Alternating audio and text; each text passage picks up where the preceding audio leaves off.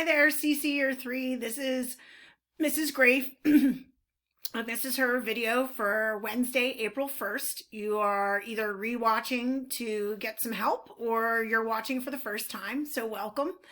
And I'm going to try to be brief but informative.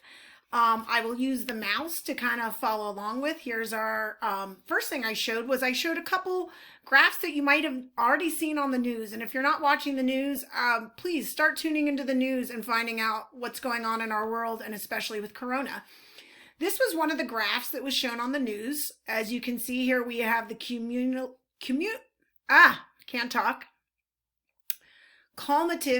cases per 100,000, all states.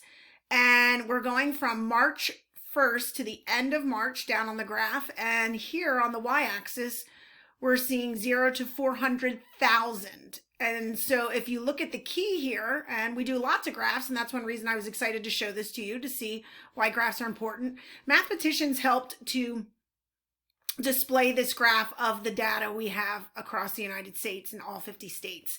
And this blue is New York, and New York has the most cases with 350,000 cases of Corona. While I believe the next one is Washington, the state of Washington on the West Coast, versus that, which is different from Washington, D.C. Washington, D.C., as you know, is our nation's capital, and that is in Virginia. And then down below are the rest of the states, and how they're very much on the low side. Most of them are less than 50,000 cases, which is fantastic. And that is because right around here in mid-March, we started what's called mitigation or quarantining. And the hope was that quarantining and mitigation would help to keep our numbers down, and you can see it has. Now, what New York and California has here is called a exponential curve. And let's take a look at the next slide as well. We have two different curves here for goals of community mitigation. So this is our largest curve, which would be if we didn't mitigate, if we didn't quarantine. This is what the mathematicians, statisticians, who are people with great math degrees, and someday that might be you, would say we'd have somewhere from 500,000 people to 2.2 million people dying from this outbreak if we did nothing. If we just kept going day to day, sending you guys to school, people to work, that would be an awful thing. Hospitals would be overloaded. We wouldn't be able to treat patients. So that is why in mid-March, we started this quarantine, or what's called mitigation. And then here, with my mouse, I'm circling, here is the new hope that we will only have maybe at most 250,000 deaths with this outbreak. And then hopefully we'll see in a couple months, couple weeks, whatever it might be, we're going to figure that out. The deaths lowering and then eventually to 0. So I wanted you to see how we're using math to help look at things in Corona. Now, if you haven't, be sure today you go onto Canvas. Canvas, I have my detailed lesson plans, and then everything below the lesson plans is what you will need. So hopefully it's pretty easy. You're going to take a Google survey to let me know what's working, what's not, so I can get some feedback from you guys for next week and adjust things accordingly from your feedback. So one of the things we did in class was explain one aspect of how, not you guys, wrong class. Let me get to your class 1 second, y'all. Here we go. Something we're doing in your class is we are looking at the EVM method. So I am just trying to lower this, bring this down again. Here we go. And you hopefully did this first problem with Dylan at Photoblast, and I'll just go over. Hopefully you did that problem. You saw the video, which was on Canvas, to check yourselves, and hopefully you figured out that how many pictures did they get developed at the same cost. That would be 24 photos, and that would be letter B. So that was the problem hopefully you did prior to class. Now here are the couple problems we looked at during class. We had to go back to a previous problem with Sandy. And Sandy was considering if I use a minimum of 300 minutes each month, how much money would I save using sound service instead of Diamond Dialogue?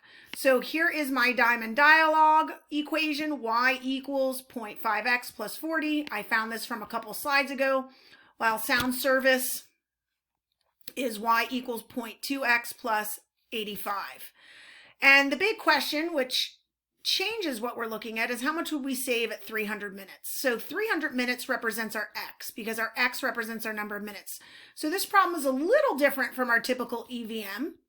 We are instead going to input 300, as we can see here, for x, 300 minutes, and we're going to figure out for Diamond Dialogue Company, that's going to cost $190. Okay? Now, using this other equation, y equals 0.2x plus 85, we're going to figure out how much is it going to cost for sound service. And when we do that mathematics, it's going to cost $145. Don't be afraid to pause this. Don't be afraid to rewind this if you miss something. And then we're going to subtract those numbers to figure out our savings is $45. If you don't understand that, rewatch this, listen to it a second time. I know I do that. Sometimes watching TV on the news, I rewind something so I can hear it again, and usually a second time helps me to understand something. But it's so important you are trying to engage your mind and your thoughts into the math we're doing. Then we had a chance to do another problem. I think this was the only other problem we were able to do. We had Sally and Lucy who started saving their money for vacation on the same day. Sally started with $150. And she was adding $5 to the total every week, while Lucy started with $200 and was only adding $3 to the total every week, so hers was a little less. We defined W to be the number of weeks and S to be the savings, which helped us create two equations. Savings for Sally would be 100, S equals 150 plus 5W. The equation for Lucy would be S equals 200, that amount of money she started with, plus $3 she plans to add every week. That helps us to create the equal values method using the equation of 150 plus 5W would be equal to 200 plus 3W, and now we are going to solve for W. So you might want to pause a second and do that, and then restart this in just a moment. And eventually you will get, because it's important for you to go through the math, W equals 25, meaning in 25 weeks, Sally and Lucy will have the same amount of money. Feel free to figure out what that savings will be. Now, I believe that's all we got to, and we didn't get a chance to answer what's something you understand about EVM. Today, you'll be working on questions 6 and 7. You'll be doing a Nearpod, and then you will be also going onto Google Docs survey to give me feedback. All of that is on Canvas. Please read over my lesson plans first and then do the work you need. I hope this video helped, and I will see you guys next Monday. It was good to see you guys. Take care. Bye-bye.